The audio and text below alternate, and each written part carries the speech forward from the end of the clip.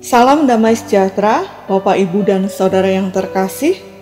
Di dalam nama Yesus Kristus, tema renungan kita pada hari ini, Ebenezer, tertulis dalam 1 Samuel 7 ayat 12. Kemudian Samuel mengambil sebuah batu dan mendirikannya antara Mispa dan Yesana. Ia menamainya Ebenezer. Katanya, sampai di sini Tuhan menolong kita.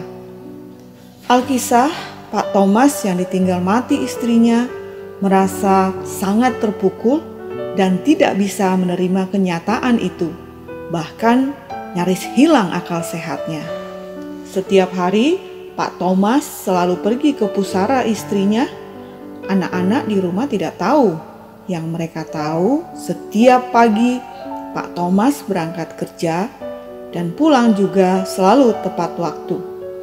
Pak Thomas tidak ke kantor, tapi ke makam.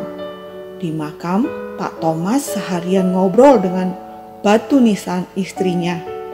Hingga satu hari ada seorang sahabat melihat Pak Thomas sedang di depan pusara itu, dan seorang penjaga makam memberitahu bahwa Bapak Thomas sudah hampir sebulan setiap hari seperti itu. Hari itu hujan. Sahabat ini terenyuh melihat kondisi Pak Thomas. Kemudian mendekati Pak Thomas sambil membawakan payung. Dengan lirih, sahabat berkata, "Pak, ayo pulang. Kasihan anak-anak di rumah kalau Bapak seperti ini terus." Tersentak hati Pak Thomas.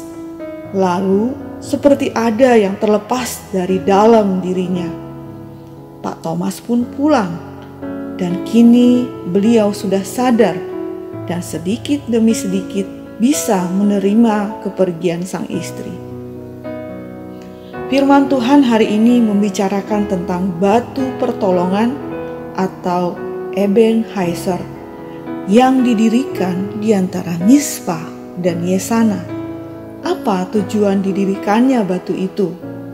Agar mereka diingatkan bahwa mereka bisa melangkah sejauh itu semua karena pertolongan dan kebaikan Tuhan.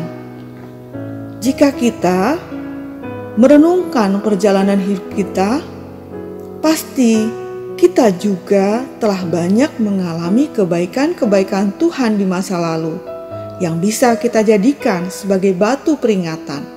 Saya mengartikan sebagai batu titik balik pertolongan Tuhan. Ada masanya orang terpuruk, lalu menemukan secercah cahaya, pengharapan untuk dia bisa bangkit kembali. Pak Thomas mengalami masa keterpurukan, lalu teguran sederhana dari seorang sahabat telah bisa menyadarkannya kembali dan bangkit dari dukanya. Masa pandemik ini tentu tidak sedikit orang yang terpuruk, kehilangan pekerjaan, kehilangan orang-orang yang dicintai. Lalu, haruskah kita akan terus tenggelam dalam keterpurukan ini? Mari bangkitlah dan katakan, Ebenezer, sampai di sini Tuhan menolong kita. Amin.